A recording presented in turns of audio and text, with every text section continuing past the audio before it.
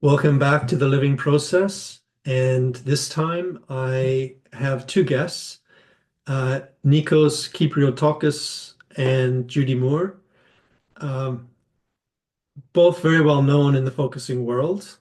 Nikos, especially in Europe and in Greece, and Judy in the UK and across Europe. And both of them also well known because of their two volumes of Senses of Focusing, two incredibly rich books um, that explore all sorts of different areas of focusing from different perspectives. And in this episode, one of the things we speak about is a little bit about the motivation behind these books, but also their kind of more general interaction in the worlds of psychotherapy and focusing and philosophy, and how they are interacting with people from the person-centered world, especially in Judy's case, and for Nikos with Dawson's analysis, phenomenology, existential therapy, Gestalt, and kind of how a focusing oriented perspective is received and sometimes misunderstood by these other traditions, and maybe what we need to think about doing better in order to be able to communicate to some of our colleagues in those other orientations. It's a fascinating discussion from my point of view, and we only sort of touch on topics that are each very rich and deep and require a whole conference of their own. But it's a beginning.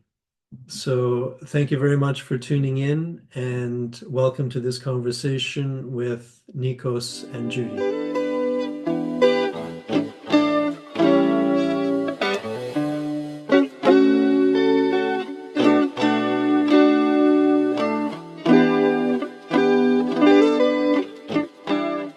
Okay, welcome back to the Living Process. And this time I have two guests, Judy and Nikos, um, well known at least partly because of these two enormous books that they've produced, absolute gold mines of focusing, comments on focusing practices, focusing practices.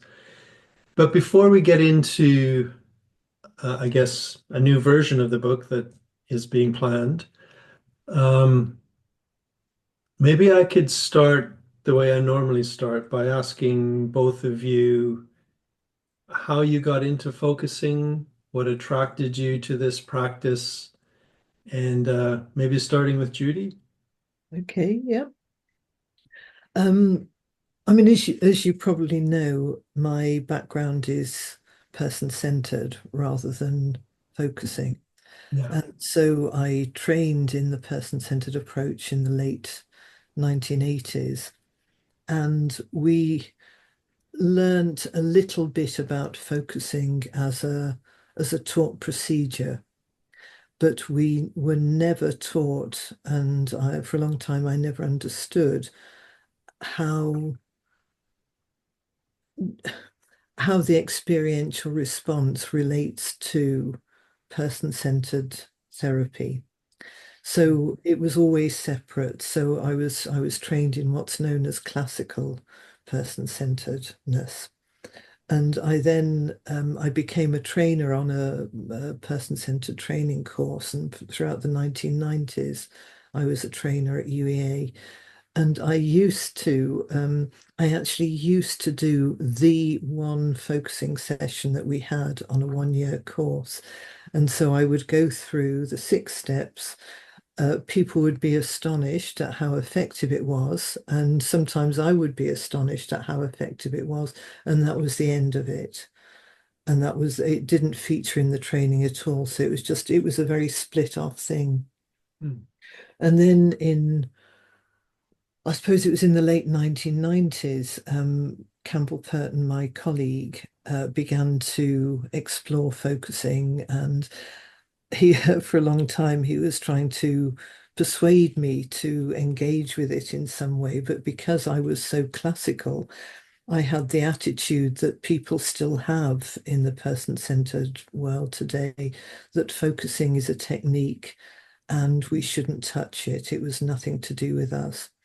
So it took a lot of persuasion. Anyway, eventually I agreed to go with Campbell to a conference in Durham where Mary Gendlin was addressing a very, very radical classical person-centered group, the British Association for the Person-Centered Approach. And when she was actually meant to be in, she was in dialogue with a woman called Marge Whitty.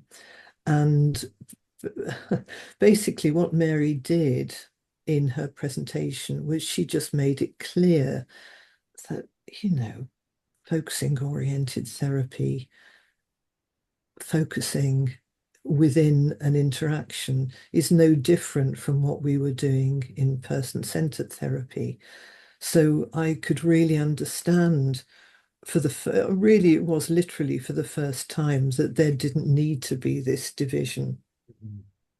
Anyway, by this time, I'd actually stopped being a person-centered trainer, but I then began to work with Campbell to bring focusing into our university. And so I started doing focusing trainings, different kinds of focusing trainings. And I trained with, I went down to London, I trained with Peter Afford, Mary Maguire and Janet Klein came to England and I trained with them. And then, of course, with Kevin McEvenew. And I think I met you on one of those trainings. So, I mean, Kevin was a major influence on my understanding of focusing. But in terms of the theory, the key thing for me was when I read Gendlin's 1964 theory, and that explained, the experiential response. It was the element that was always missing for me in the classical person-centered training. And so, yeah, I mean, that was my route into focusing. So it's been a rather strange journey. I mean, I didn't discover focusing in a wonderful revelatory way, but I slowly got to know it and I slowly got to appreciate its therapeutic, the relevance of the experiential response. I mean, that's been the big deal for me. So I can't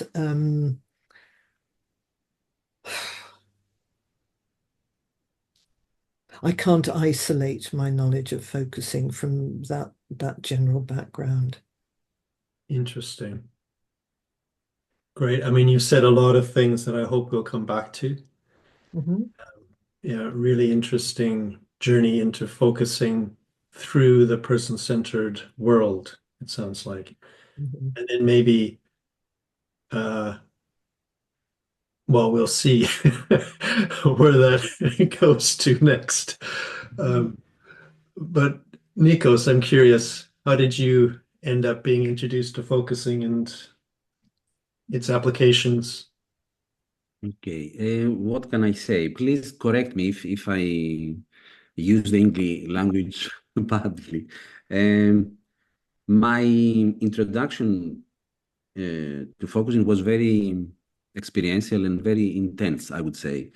I was fortunate enough to have, in a very difficult situation in my life, which had to do with a horrible death of a friend of mine, Hmm. really by cancer. So it was a difficult, very difficult situation for me. And my therapist at that time, I lost the ground. I lost my ground then. And in a very important session, I was able to, let's say, symbolize what was happening to me, but in a very exact way. I was feeling then totally secure in this relationship, in this therapeutic relationship. I had the sense that we almost walk I was walking in my toes, I mean, in a very silent moment. So I was able to symbolize, to say, this is happening.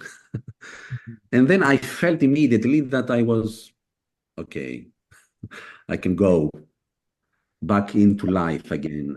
And when later I asked what was this that we were doing, this is focusing, and this is my introduction.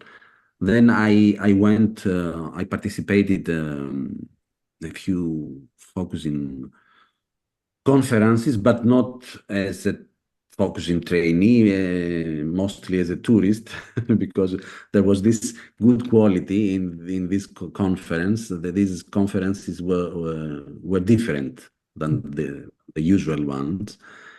So slowly I I had my training in focusing, and this was another very, very important experience. I felt that this is how I want trainings to be done. I was fortunate to have with me Anna Karali, you know her, also Emmanuel Vandarakis, another coordinator from Greece. And then later, Judy Moore, Christiane Geiser. I am blessed. Yes, this is my short story. And then, but your story continues in that you went on, I guess, like Judy, and became Yes, a trainer, a teacher of yes, focusing. yes, yes, Yeah. yes. Okay. With Judy, what happened was we didn't intend to collaborate. I mean, the collaboration happened. It happened to you. Yes, it happened.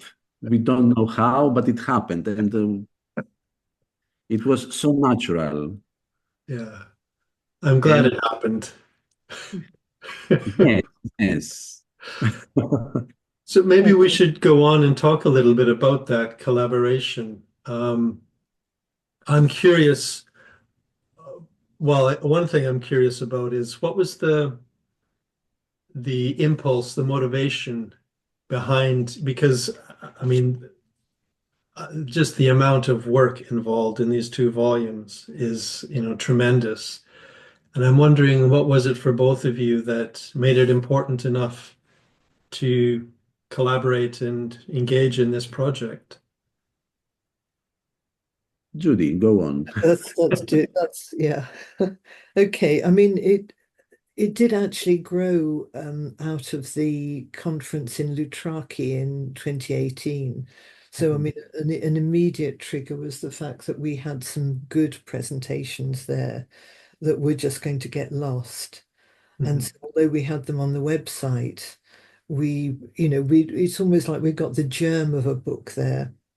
And then it's really hard because I mean, it is almost like it did sort of happen very organically, almost by magic. I can't quite remember how we did it, but it just felt that there was a lot that needed to be said. There was a lot that we realized we wanted to say. There was a lot that we could see that other people wanted to say. So to put the volumes together was an opportunity. And then I remember Nikos wrote, do you remember that great long list of possibilities, different topics that I'm sure you must have received it, Greg, which just opened up all sorts of areas and people just responded. That was what was so great. I mean, we had such a good response. And the original plan was just to have one volume. And we had so many, we had, in the end, we had over 50 contributors. And so with so many people, the publisher agreed we could have the two volumes. Of course, the other very good thing was that we had the opportunity. I mean, Nikos knew the. Do you want to say something about the publisher, Yes, Nikos? we had a lot total freedom. Do Mm. whatever you want. No, yes, total freedom, and also um, it was the COVID era. Then we had if we didn't have the COVID, then the sense of focus might not become true, become actualized. Yes. Yeah. I think, But I if think, if yeah. we do the same again, I think we wouldn't do it the same way. Mm, We have a lot to say. I mean, new things, Mhm. not popular things, new things that we are enthusiastic about. But we, if we begin and we have this intention to have a third volume or a new book, a new volume. Uh, but we shall do it in a different way. mm, We have Mhm. specific, let's say, things we want to say. yeah. Yes. And it has been sort of, what I realize is that the momentum to some degree, I mean, it had a natural momentum and it was certainly helped by the having the extra time during the pandemic. I mean, I'm not sure we would have done volume. I don't know. I don't know. I can't remember well enough. But because what I realize is that I've kind of lost a lot of time this last year because my husband's been so ill and various things have happened. So the momentum to carry on to the next phase has sort of ground to a halt for a while. And so it's now, I think we're at the point where we're saying, and especially after this summer where we've been to three very significant Mhm. gatherings that have been quite influential, I think we can say that we're raring to go again in Mhm. a different. You're Yeah. enthusiastic again. Yeah, yeah. Yes. We gathered together here in Greece in two conferences. Uh-huh. And yes, there is again this energy, this vitality. Let's say this. Let's do this. Mhm. Yes. Can I ask, I think one of those conferences was a person-centered conference. Yeah. Yes, yeah. So this, yeah. Mm, Yeah. I'd like to ask, um, I think this is maybe an interest or an issue for both of you, um, about sort of the interaction, the crossing, maybe even the slight conflict or whatever between the person-centered world and the focusing world. I don't come from the person-centered world, so I'm always curious to try to understand that a little bit more. mhm, mhm. Yeah, I mean, I can say something about that. In fact, Nikos was, although obviously he was in Greece, he wasn't he wasn't at the person-centered conference. He was at the earlier conference that perhaps he can say something about in a bit. But the person-centered conference was, in a way, it was just a rerun for me of all the conferences that I've been to over the years, where there is this absolute split between um, classical person-centered people. And I mean, to be honest, there weren't even focusers there.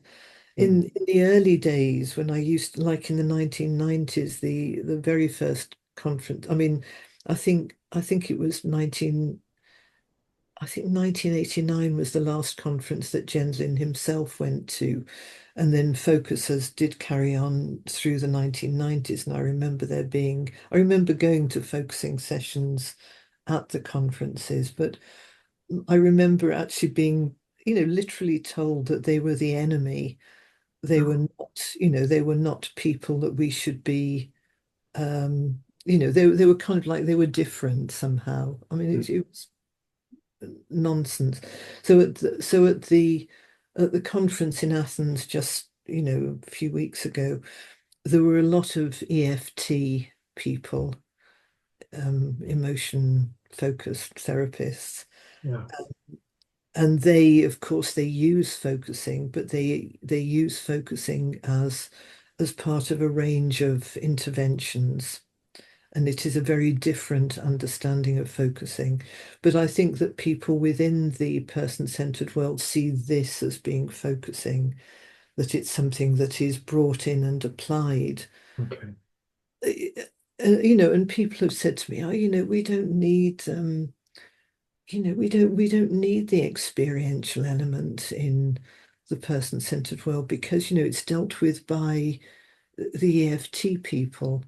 I mean, the significance of the experiential response, I feel, is so little understood in the person-centered world. The idea of the felt sense is so little understood, and it really depresses me. So, I mean, it depressed me anew when I was there this year. So that, But yes, not only the focusing is so little understood, but let's say felt sensing is not considered as something important or valuable or let's say valid. Mhm. And not only Greenberg's EFT, but also the emotionally focused therapy of Johnson's, right? The other EFT uses focusing also, and also mentalization uses focusing as a technique. Mentalization is very, very interesting. Everything, every therapy model is very interesting, but they use focusing, um, yes, as a technique mostly. And they discover also the EFT therapists, etc. They discover the power, let's say, of focusing, that something is being done with focusing. So let's explore it more. Yes. Sorry, I was just going to say, in a way, it's like when I was teaching focusing back in the 1990s, I just knew it as a technique and I knew it was powerful, but I didn't understand why. I didn't connect it with a bigger picture of how therapy works. I think the sadness for me is the vital importance of the felt sense to how therapy works. And if we don't understand that, if people don't understand that, then I think that we have a much more superficial understanding of what therapy is. And as you know, I mean, Gendlin himself said the reason why he developed focusing oriented therapy was because people in the client-centered world just didn't get the significance of the experiential response. So, can I ask again, just out of my ignorance, I'm trying to imagine what the difference you're describing would look like in practice. And is it that person-centered therapists would actually be guided by a kind of felt sensing without explicitly understanding that that's a part of their practice? Or does it remain more verbal? I'm trying to picture it. I think that's a very interesting question because I think that they do. I think good person-centered therapists do use the felt sense, but without using the word, without acknowledging the word. But it's very, you see, I mean, I think what person-centered practitioners would talk in terms of is empathy. Mhm. And of course, there is the really, the very, very interesting thing that Gendlin writes about congruence. I mean, as early as the 1950s, he was writing about congruence as process and congruence in terms of experiencing. And I think I think it's that edge that is really not so well understood. Interesting. I think that let's take EFT. They use emotion. Okay, so they have a totally a huge list of different emotion categories like secondary, maladaptive, adaptive, etc. So they view the therapy in under this perspective, and it is okay. But when in focusing we say that we don't work with emotion, but we work, let's say, with something that it is more holistic, more broad, like the felt sense, then there is a conflict there, I think. And if let's say something more general, I think that let's say that we have a kind of felt sense revolution, as Akira calls it. But also, what is happening? It is the affect revolution. Affect and felt sense. Affect is so broad, so interesting that it is let's say there is an antagonism between felt sensing and affect theory, affect therapy, etc.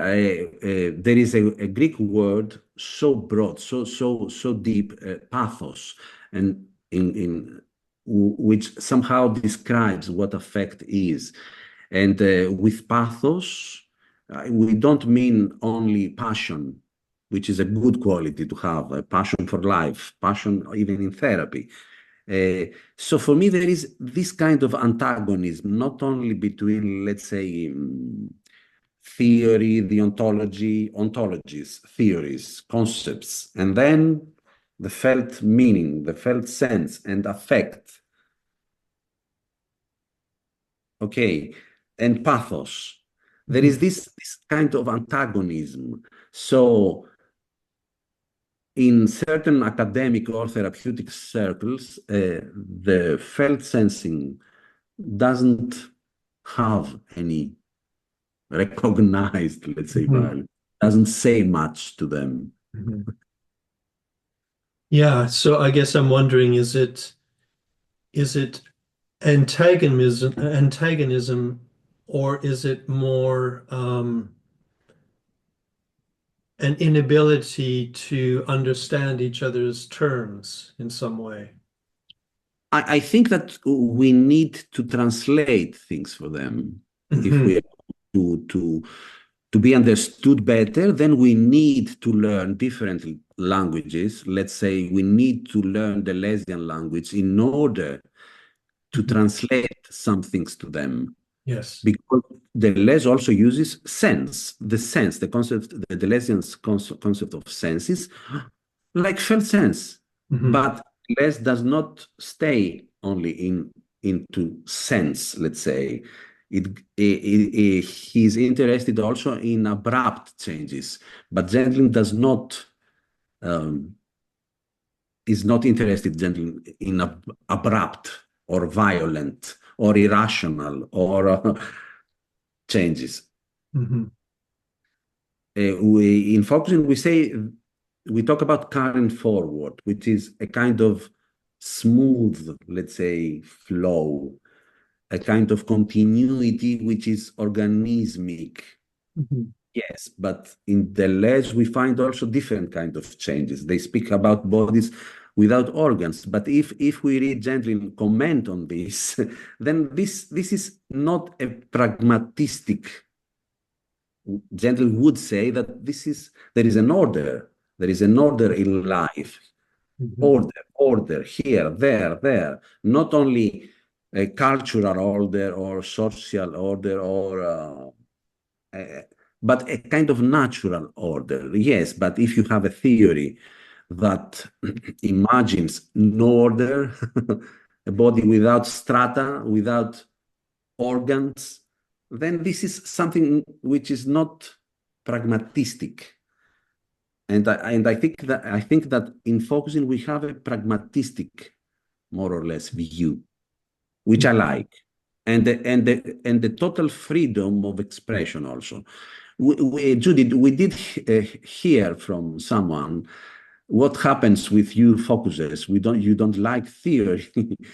And something I respond something, but actually we like theory. We like the production, the wild production of theory, but in an experiential way.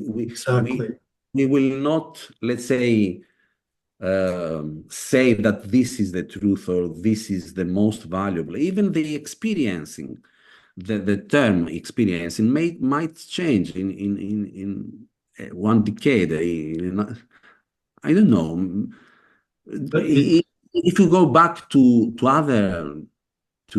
ancient Greek, before the internalization of the soul, then the self was not the term, the self, the concept of the self, it was not of much importance, let's say. So even experiencing would have a different position into our lives. Mhm.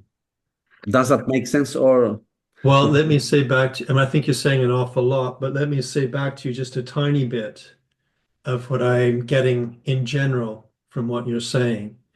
Um, and that is that, well, one of the things I think you're saying is that even if you bring in the term felt sense, you can't just bring in that term without it being reinterpreted through these other terms and other theories. If you're talking to someone from another school of therapy, they're going to translate felt sense into affect or emotion or sense, yes, or something they already know. Yeah. yes, And yes, the problem with that is then you lose all of this other stuff that comes from the felt sense, like carrying forward, and there's some organismic order in the yes, body. And yes. this deeper kind of philosophy Mhm. that is implied in the term felt sense, Yes, but not implied because it's theoretically correct, implied because it's experientially or empirically found, yes, and yes. then an attempt to understand what is this that's happening, which is a different kind of philosophy you're saying, I think. Uh, I like it a lot that we have so many philosophies. Hmm. And also, I don't consider that ancient philosophies like Aristotle's, let's say, is old. It's very new. It is very new for me. Yeah. Or yes. So so we need a kind of process of building bridges between different languages, let's say, because Gendlin is somehow monolinguistic. As I read Gendlin, he says only one thing all the time, except except the elaborations, let's say, focusing as a thought procedure, or thinking at the edge, or theory of personality change, when where he elaborates and we find more details. Hmm. But I find Gentlian qualities, let's say, in Judith Butler, in Masumi, in so many different language than Jenkins. So Yeah. yes, yes. So we need this kind of translating Yeah. terms and also bringing in a more, let's say, obvious way, the experiential element. Yes. I Yes. want to give Judy a chance. Much time. So Judy, maybe you need to comment on this. Yes, I mean I'm just thinking, in a really, really simple example of that is how felt sense in the person-centered world would be automatically negatively regarded because it would be associated with focusing as a taught procedure. Um, Okay. and I suppose what I was going to say was I watched the your interview with Anne and Barbara last night, sort of partly in preparation to this, and I was really struck by how they have created their own system, through their own lived experience, Mhm. and how they have come up with how they have formulated something almost like from the ground up. And I think that is such an interesting process. And in a way, I think that's what I've witnessed with the person-centered approach, because I saw it being created out of client-centered therapy, with Brian Thorne and Dave Mearns, trying out different concepts, sort of slowly working, creating something almost in their own image or according to their own experience and understanding. And I think that there's something, you know, in as each person creates their own theory or their own set of practices, a lot of things are automatically excluded and things begin to close down. And I think our view of the person begins to close down as a result of that. And so what I see happening, and this was something that really struck me at the conference in Athens, was that the view of the person that I think is now being promoted is getting narrower and narrower. And I think we need new insights, new ways of looking at things to broaden things out again. And I think this does particularly relate to this, the spiritual dimension of the person, which people are so distant because again, the word spiritual just creates such negativity in some people that it just automatically gets crushed and people want to exclude it. So I think there's a big challenge in trying to find comprehensible terminology that can reach people without automatically alienating them. Yeah, alienating them or automatically being subsumed within previous concepts they already know. Yes, Um, exactly. Yeah. like the word spirituality, somehow there needs to be another adjective, like Kevin you uses participatory or experiential or something spirituality so that it doesn't get, as you're saying, totally dismissed. Yeah, yeah. And I mean, I recently I wrote a chapter on spirituality and the person-centered approach, and I was under enormous pressure to kind of write it in more secular terms, Mm, and it was, or to write in terms that have been introduced into the person-centered approach that, and they're just terms that I think are, or they're concepts that I think, where did this come from? I mean, it's somebody's construction, it's somebody's invention, and I can't believe in any of that. yeah. So I think what we're looking to do is to uh, open things up in a different way, open up understandings in Mhm. a different way. I don't know. Would you agree with that, Nikos? Yes, and somehow translating Mhm. things into different languages because I used to say in the past that gentleness language is not beautiful. I I don't agree. I like that gentleman says only one thing as I conceive it, as I take it. But in France, let's say, in French philosophy, they have so beautiful languages, philosophical languages. In Pelion, in this conference, I somehow presented in a very uh, dense way the Gentleness Project. So when I was talking about Gentlin's conception of time, someone very knowledgeable from the audience, a specialist in Bergson, said that, but this is Bergson. Mhm. I didn't answer explicitly, but this is not only Bergson, it is also Mead. Mhm. And okay, let's build a bridge between Bergson and Mead and Gentling, and of course any philosopher takes a lot, is inspired a lot from all the philosophy, all the Yeah. history of philosophy, but the outcome of it, what is the outcome of it? What is the sense of it after all?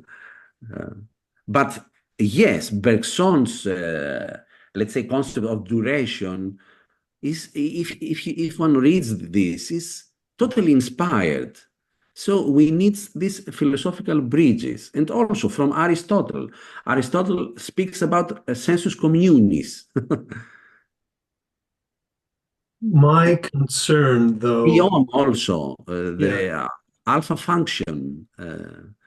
when I hear this, I can see your enthusiasm and I share it. My only concern is when I've seen philosophies in conversation with each other it can become incredibly conceptual. Yes, of course. And Gentleman has predicted that. Yeah. Yes. And And Gentleman says that I will not argue in a logical way with you. yeah, yeah, In this article, two phenomenologists do not disagree. yeah, exactly. There is a lot of the some paragraphs sounds to me like childish, Yeah. like Gentleman saying like, okay, now with my way of saying philosophical things, you cannot actually disagree with me because if you disagree, you actually do what I have predicted and written about. So this is something childish. I mean it in a good way from Gentleman, but and I believe in into this that if I disagree with you in a logical way, in a conceptual way, then I am into the danger to take your presuppositions, but I might not disagree. I might not agree with your presuppositions. So Hmm. I agree with Gentleman, and there is a risk when you talk or with another philosopher, with another person in only a conceptual level. Yeah, Yeah. exactly.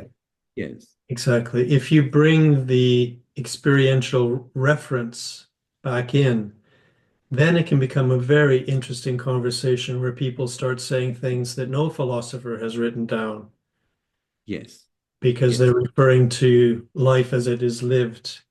And this is the big freedom that the Gentleman promises somehow, Yeah. that you don't have to follow anyone. Yes, exactly. And you can also stay away from concepts Yeah. somehow in your life when you are ill, when you are super happy, when you write something new, when you step forward, when you yes. Mhm. Can I just say, from my own experience in the existential world of psychotherapy, my concern is that there can be a lot of sort of heavy philosophizing that doesn't relate to experience. It's never brought back to experience. It's never informed by experience. It's informed by thinking is informing more thinking and thinking relating to thinking, and it just becomes incredibly conceptual. Yeah. But I'm curious, from both of you, we were talking a bit about the person-centered world.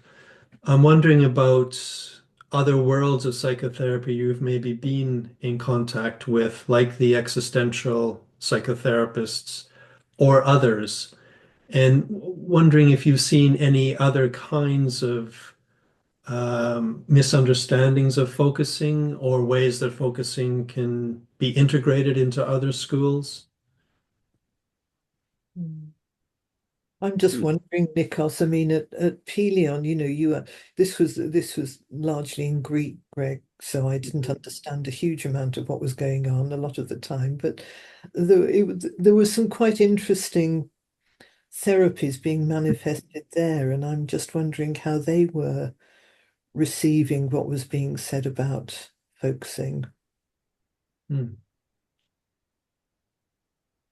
Yes, we had the designs analysis. We had the Heideggerian ones, the Lesians Hmm. ones. Gestalt, yes, but Gestalt somehow it is very close to focusing. I think. Um, yes, mostly these modes of therapy: Gestalt, designs analysis, Heidegger, psychoanalysis, these these things. But your question, Greg, was how do we see? Well, I guess if I rephrase it, wondering were people from those other orientations quite open to the experiential approach, or I mean, Gestalt has Okay, that, but yes, open to focusing? yes, I think they were open if we were, if let's say Pavlos Zarayanis who can be open and totally accepting.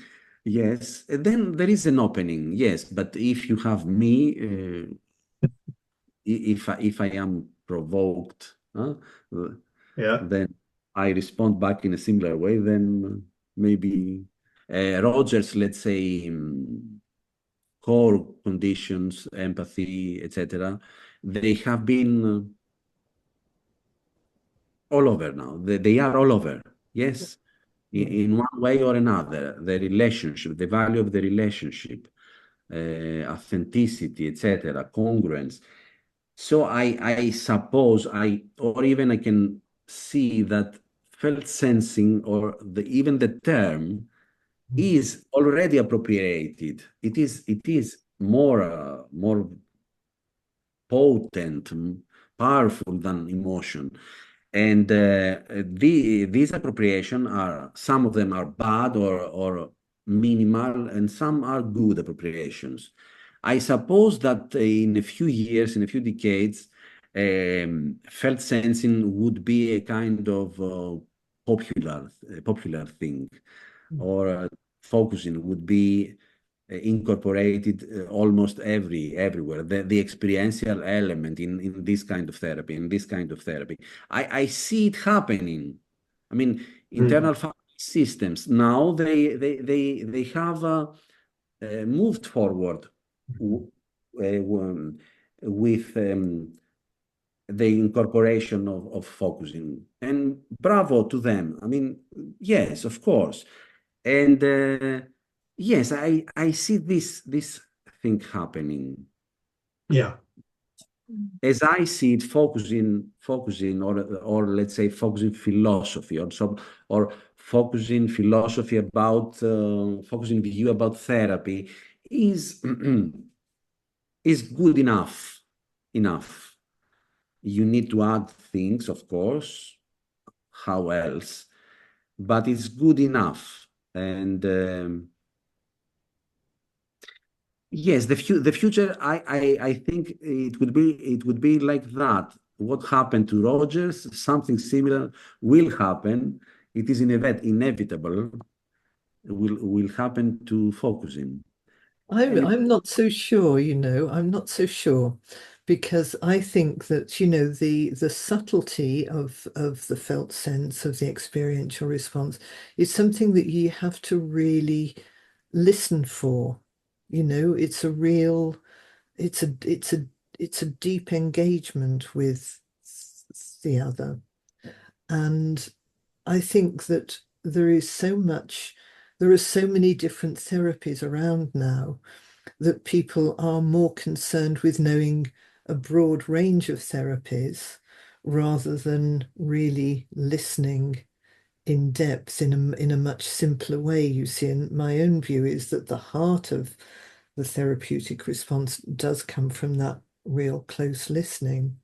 So I'm afraid that all the different tribes, pluralism, whatever, I just think it's going in the opposite direction. That's my fear. Sort of not towards experiential depth. Yeah, exactly. Going towards more sort of superficial range rather than experiential depth. I agree that we have a kind of heart there beating, the real felt sensing, let's say, the real listening. This is a heart, a therapeutic heart beating. Okay, but I think that there are other hearts, different kinds of hearts, and sources of energy or interaction between two people. Yes. Can I ask, can I just ask the opposite question in a sense? What kinds, maybe producing these two books, you came across this, but what kinds of complaints do other people have about the focusing world? Yes, one complaint is that what you say, you focusers, that it is more, actually is less. Okay. And what happened with acting out there in the world? Okay. Interesting.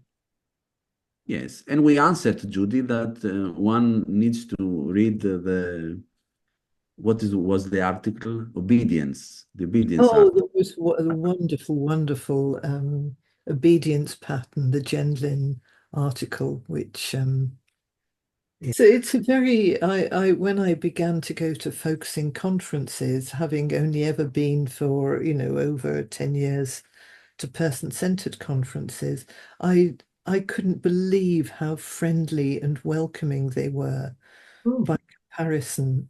So there was something, and when we began to teach our students focusing, when Campbell first began, we even know, because we used to have the students on placement at our counselling service, and we noticed a change in the quality of the students, that they would somehow be more I don't know, more polite, not more polite, they'd be more kind of responsive and more thoughtful.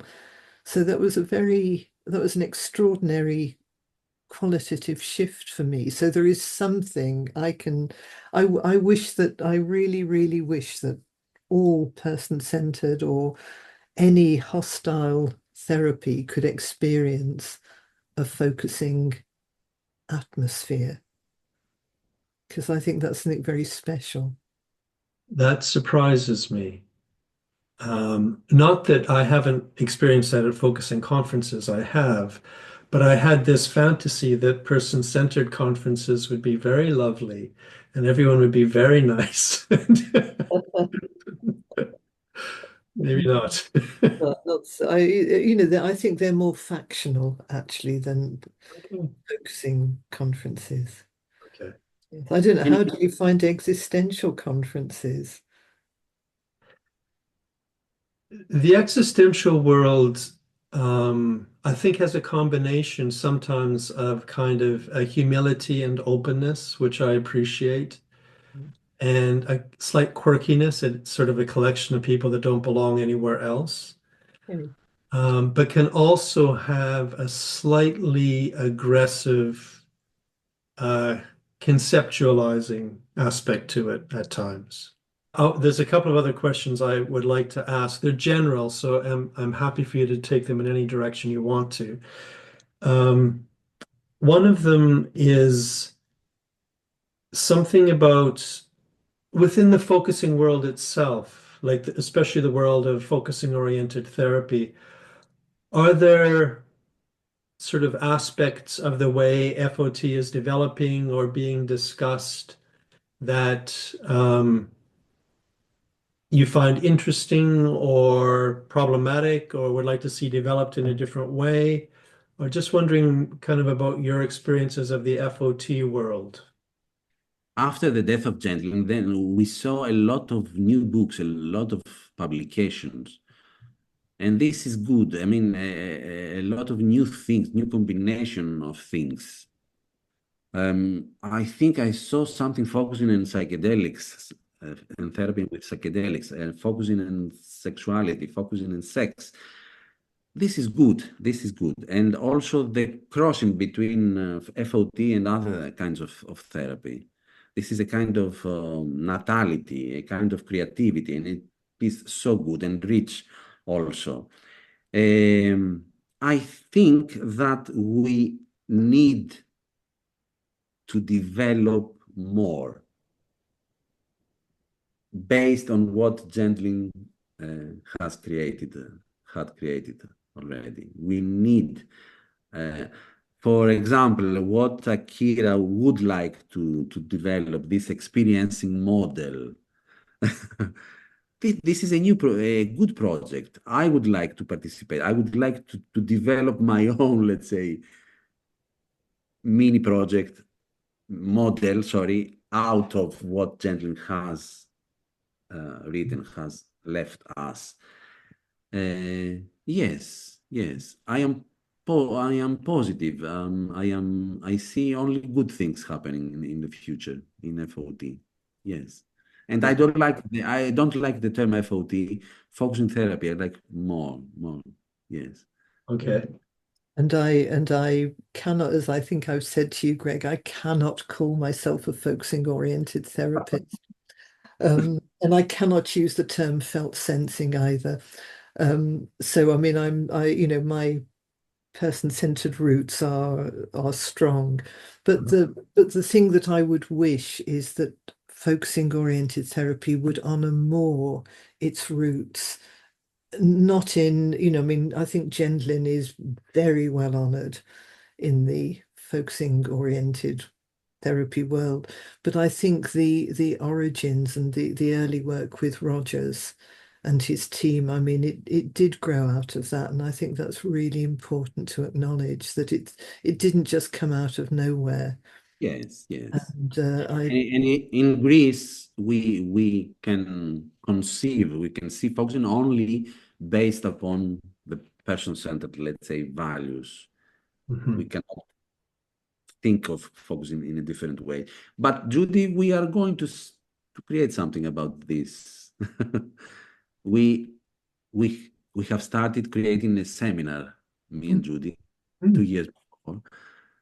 Yes, and we critique everything. We critique PCA, PCE. We critique focusing. We collect from whatever kind of different therapy, and we critique, but in a positive way, in a goodwill, FOT, person-centeredness. And Judy is so minimal. Judy, I cannot distinguish one term that it is a core term for you, only the good listening or the experiential response, maybe. But then you have just that, and this is enough. yeah. That's all I've got. That's all. Yes. And this is so good.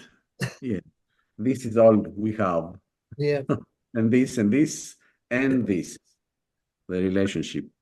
Can I pick up on that a bit? Because that was the other thing I wanted to ask about, is just kind of new developments, or where both of you are kind of carrying this work further. Judy, first, go first. Well, I mean, I think what I'm inspired by at the moment is this project, working towards putting the seminar together, working towards a new publication. I think that's really important. Since I began to train as a therapist, which was quite a while ago, I'm so aware of how any therapy is a reflection of its creators and the influences on those creators. And so I suppose I see the sort of like the human beings at the heart of every therapy that we follow.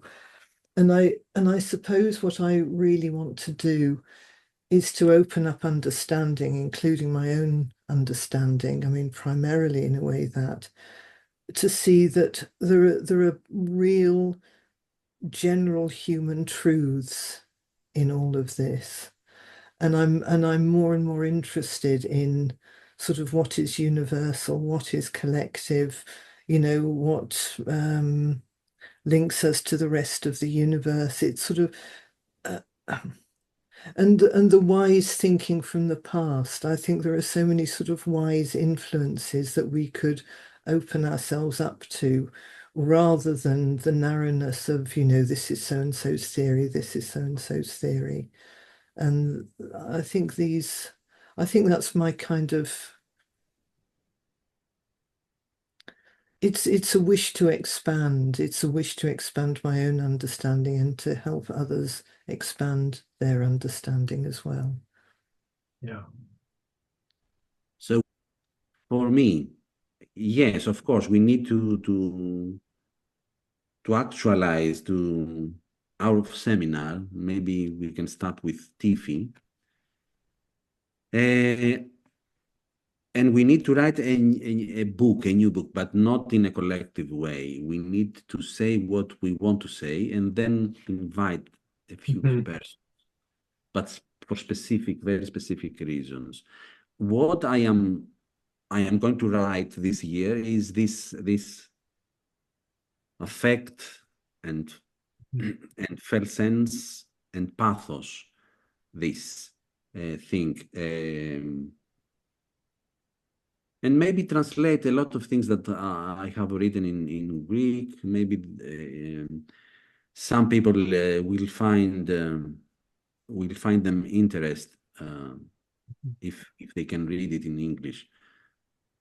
I feel blessed that I am with Judy. Somehow, yes, this is the important thing. And not only Judy, of course, Pavlos, Anna, you know them, and Christiane. So there is this spark of vitality and creativity. And yes, there are a lot of things to be carried forward, to be created. Yes. And somehow I need to thank you a lot because your face, your says a lot to me. You are so you are listening so seriously. I don't know if this word sounds good in English. In such a seriousness, which is very good for me. Yes, thank you. Thank you. I want to just say back, it feels to me when I hear both of you talking about what's coming up in the future, it feels like you're kind of interested in expanding the edge of what is currently considered to be the focusing world or focusing oriented therapy, and Yes. partly through critique, which Mhm. I think by the word critique, you mean kind of deep exploration, not just taking a term like felt sense or carrying forward or interaction first, all these terms, but taking them and looking more deeply at what do we actually mean by that? What is that term? And what is the validity of that in therapy or in focusing practice? Maybe what other traditions have said about it already, that sort of thing. Is that a fair reflection? Yes. Yeah, What are the differences that matter? Yes. Yeah. yeah, absolutely. And I think it is, I think it is carrying forward some of the thinking that we introduced in senses of focusing. I mean, I think that was I think we've got a good grounding there in a way that Yes. you Yes. know, Yes. possibilities come from. Thank you, Judy. Because I wrote about epoche, Husserlian epoche in sense of focusing, and this is so rich. I mean, if you read gently and commenting in Thomas Fuchs, if you read this article, then you have the impression that the Husserlian language cannot express the dynamic nature of, let's say, the phenomenon of body. Okay, we know that. Yes, gentlemen, yes, of course. But if we take this into physics, we have, let's say, relativity or quantum physics, but we have the Newtonian physics. Newtonian physics is all over around us, is useful, is good. Also good is the quantum mechanics. So I like Thomas Fuchs and what he does, and I like Zahavi, because if you read Zahavi, then you can know better what phenomenology actually is and what is not. And we are going, hopefully, to have them in a conference, Fuchs, in Greece in 2026. Hopefully, it's not sure.